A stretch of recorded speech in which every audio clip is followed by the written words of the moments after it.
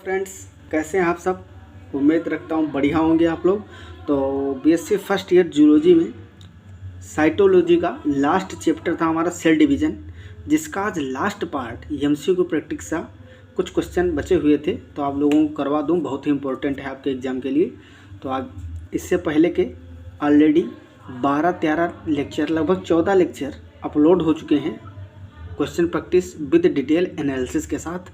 आप लोग चैनल पे जाके प्लेलिस्ट में पा जाएंगे, वहाँ से वीडियो देख लीजिए और आई बटन पे क्लिक करके आप वीडियो देख सकते हैं इससे पहले वाला। तो हम लोग डिस्कस करेंगे आज क्वेश्चन 92।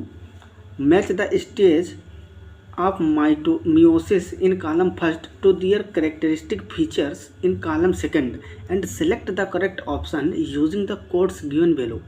नीचे कुछ स्टेज दिए हुए हैं और इधर उनके कैरेक्टर दिए हुए हैं। हर स्टेज के इवेंट उनको मैच करना है। पहला है पैकेटिन, समझात कुछ सूत्रों का युग्मन। ये जो युग्मन है पेयरिंग, ये होता है जाइगोटीन में, तो ये राइट आंसर नहीं है क्योंकि ये इनकरेक्ट है। पैकेटिन में क्या होता है, इसमें होता है क्रॉसिंग ओवर। अगला है मेटाफेज फर्स्ट। मेटाफेज फर्स्ट में टर्मिनलाइजेशन ऑफ काइएज मेटा, काइएज मेटा का टर्मिनलाइजेशन होता है, तो इसको आपको मैच करना है। पैकेटिन में क्या है, क्रॉसिंग ओवर होगा, तो फर्स्ट ए में क्या आएगा, थर्ड, ए में थर्ड आएगा। अब मेटाफेज की बात करी जा रही है, मेटाफेज फर्स्ट, तो गुणसूत्र मध्यवर्ती पट्टिका पर व्यवस्थित हो जाते हैं, तो बी का फोर्थ। सी डाइकाइनेसिस, डाइकाइनेसिस में क्या होता है, काइज मेटा का टर्मिनलाइजेशन, इसका समापन होता है, तो सी का सेकंड।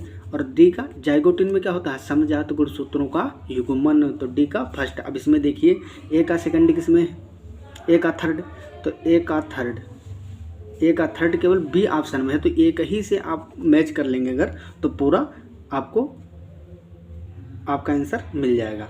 और देखिए बी का फोर्थ करेक्ट है, डी का सेकंड, सी का सेकंड और डी का फर्स्ट। इस तरह से आप एलिमिनेट करके भी कर सकते हो। Question number 93, anaphase promoting complex. ये कॉम्प्लेक्स होता है एनाफेज को प्रोमोट करने वाला। APC is a protein degradation machinery necessary for proper mitosis of animal cells. If APC is defective in a human cell which of the following is accepted to occur. अगर ये inactive हो जाए, defective हो जाए, इसमें कोई defect आ जाए APC में, एनाफेज को प्रोमोटिंग कॉम्प्लेक्स। देखो सेल साइकिल से पहले कुछ ऐसे रसायन होते हैं जो रिक्वायरमेंट होती है जिनकी सेल साइकिल स्टार्ट करने के लिए, उसको प्रोमोट करने के लिए, तो उसी तरह का एक रसायन है एपीसी, एनाफेज प्रोमोटिंग कॉम्प्लेक्स। अगर इसमें कोई डिफेक्ट आता है तो सेल साइकिल पे क्या प्रभाव पड़ेगा उसके बारे में देखना है। पहला, क्रोमोसोम्स विल नॉट कंडेंस। देखो कंडेंसेशन किस में होता है, प्रोफेज में, ये एनाफेज की बात कर रहा है तो ये तो होगा। फिर क्रोमोसोम्स विल बी फ्रेगमेंटेड, ये खंडित हो जाएंगे, ये बात गलत है, खंडित नहीं होंगे।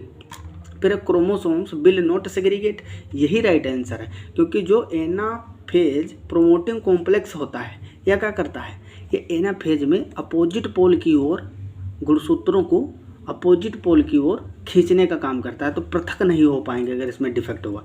तो option C is correct answer. अगला है क्वेश्चन नंबर 94 में है, which of the following option gives the correct sequence of event during mitosis. Mitosis के दौरान किस सीक्वेंस में सेल साइकिल होती है, तो इसके बारे में देखना है। तो पहला है कंडेंसेशन, फिर है न्यूक्लियर मेम्ब्रेन डिसेंबली, फिर है क्रॉसिंग ओवर। देखो क्रॉसिंग ओवर आ गया। अब बात की जा रही है माइटोसिस की। माइटोसिस में क्रॉसिंग ओवर नहीं होता है, क्रॉसिंग ओवर किस में होता है, मियोसिस में होता है, तो पहला तो गलत ही हो जाएगा क्योंकि इसमें इवेंट ही गलत है, क्रॉसिंग ओवर। फिर है अगला ऑप्शन कंडेंसेशन, पहले होगा क्रोमोसोम का कंडेंसेशन, फिर न्यूक्लियर मेम्ब्रेन का डिसेंबली, फिर है अरेंजमेंट एट इक्वेटर। हाँ, इक्वेटर में जब मेटाफेज आएगा तो इक्वेटर पे जाएंगे क्रोमोसोम्स। फिर है सेंट्रोमियर डिवीजन, एनाफेज में क्या होगा, सेंट्रोमियर डिवाइड करेंगे, फिर सेग्रीगेशन पृथक्करण होगा अपोजिट पोल की ओर, फिर है टीलोफेज। तो ये जो है राइट आंसर है इसका, ऑप्शन नंबर बी। अगला क्वेश्चन है question number 95, select the correct statement about जीवन फेज। जीवन अवस्था के संबंध में सही कथन चुनना है। पहला सेल इज मेटाबॉलिकली इनएक्टिव, नहीं, इनएक्टिव किस में होती है, मेटाबॉलिकली इनएक्टिव किसी में भी नहीं होती है, जब इनएक्टिव हो जाएगी तो सेल डिवीजन रुक जाएगा। तो जी नोट में क्या होता है, सक्रिय होती है, मेटाबॉलिकली एक्टिव होती है, तो ये राइट आंसर नहीं है।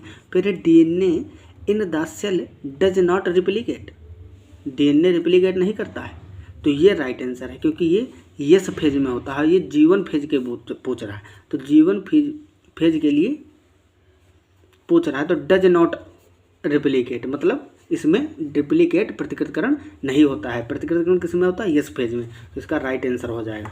फिर है it is not a phase of synthesis of micro molecules, तो माइक्रो मोलिक्यूल्स जो होते हैं वो इसी में बनते हैं, और यहाँ नॉट लिखा है मतलब ये गलत हो जाएगा। फिर है सेल स्टॉप ग्रोइंग, नहीं ऐसा नहीं है, कोशिका की वृद्धि नहीं रुकती, कोशिका की वृद्धि प्रॉपर ग्रोथ होती रहती है।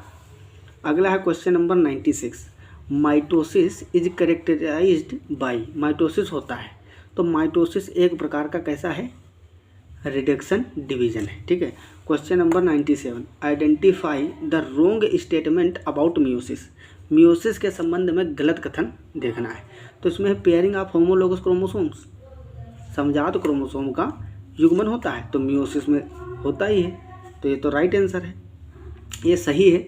फिर है 4 हैप्लॉइड सेल्स आर फॉर्म्ड, एक मियोसिस के बाद 1 से 4 सेल बनती हैं हैप्लॉइड, तो ये भी सही है। फिर है at the end of meiosis the number of chromosomes are reduced to half, हाँ मियोसिस में क्या होता है, इसका नाम ही है अर्धसूत्री विभाजन मियोसिस, तो मियोसिस में क्या होता है, क्रोमोसोम नंबर हाफ हो जाता है। फिर 2 cycle of DNA replication occurs, ये गलत है, ये क्या है, गलत है, क्यों कि 2 साइकिल नहीं होती, एक ही साइकिल होती है डीएनए प्रतिकृतिकरण की, ठीक है, तो इसमें से ये राइट आंसर हो जाएगा। Question number 98, cells which are not dividing are likely to be at, निम्न में से किस अवस्था पर कोशिकाओं के विभाजित होने की कोई संभावना नहीं होती, तो जी नॉट फेज, इसको शांत अवस्था भी बोलते हैं।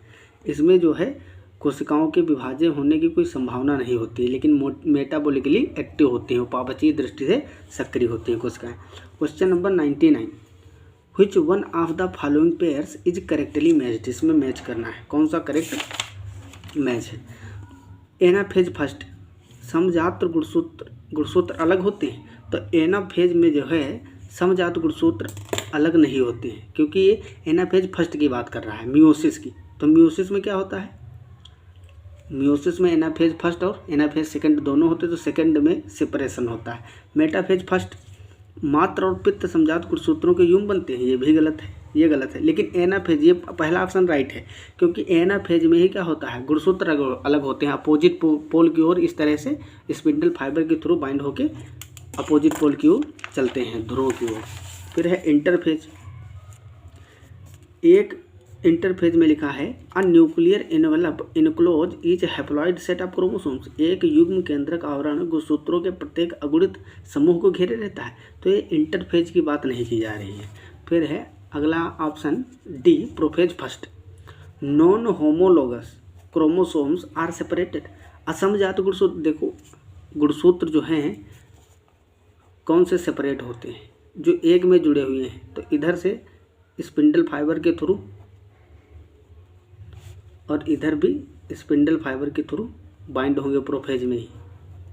तो ये जो अलग होते हैं ये कैसे होते हैं, असमजात नहीं, ये समजात गुणसूत्र होते हैं, जो एक में बंधे हुए होते हैं वो समजात गुणसूत्र होते हैं, तो ये भी गलत है। राइट आंसर कौन सा था, राइट आंसर था पहला ही, एनाफेज फर्स्ट। एनाफेज फर्स्ट में क्या होता है, समजात गुणसूत्र जो है अलग हो जाते हैं, सेपरेट हो जाते हैं। Question number 100, the number of chromatids in a chromosome at anaphase is, anaphase में एक क्रोमोसोम में क्रोमेटिड की संख्या कितनी होती है, तो ऑप्शन नंबर पहला है 2 इन माइटोसिस, माइटोसिस में 2 होते हैं, 1 इन म्यूसिस नहीं, ये उल्टा लिखा है, माइटोसिस में 1 होता है क्रोमेटिड और म्यूसिस में 2 होते हैं, तो ऑप्शन बी है 1 इन माइटोसिस एंड 2 इन म्यूसिस, तो इसका राइट आंसर हो जाएगा ऑप्शन नंबर बी। तो आज की क्लास यहीं पे एंड करते हैं, क्योंकि लगभग जितने भी साइटोलॉजी के क्वेश्चन थे, ये 15वां लेक्चर था, तो लगभग 500 से 600 क्वेश्चन ऑलरेडी डिस्कस हो चुके हैं इस, और ये आज जो 10 क्वेश्चन लगभग बचे हुए थे इसको भी मैंने करा दिया है। तो आगे के जो क्लास होगी अब उसमें हम लोग जेनेटिक्स के बारे में डिस्कस करेंगे। मेंडलिज्म है, सेक्स डिटर्मिनेशन और मेंडेलियन डिसऑर्डर्स जो हैं, यूजेनिक्स है, लिंकेज है, लिंकेज के बारे में, जीन इनहेरिटेंस के बारे में बात करेंगे। जितने भी क्वेश्चन इंपॉर्टेंट है सब सॉल्व कराएंगे। तो हमारा और आपका प्यारा सा लेक्चर है, प्यारा सा चैनल है बीएससी वर्ल्ड अमर सिंह। इसको आप लोग लाइक शेयर एंड सब्सक्राइब ज़रूर करें, बेल आइकन को भी प्रेस करते हैं और बराबर कंटिन्यू आप लोगों को जो अपडेट होगी मिलती रहेगी और लेक्चर भी प्रोवाइड किए जाएंगे। तो अच्छे से पढ़ाई करते रहें। All the very best. तब तक के लिए ओके बाय, मिलते हैं अगली क्लास में।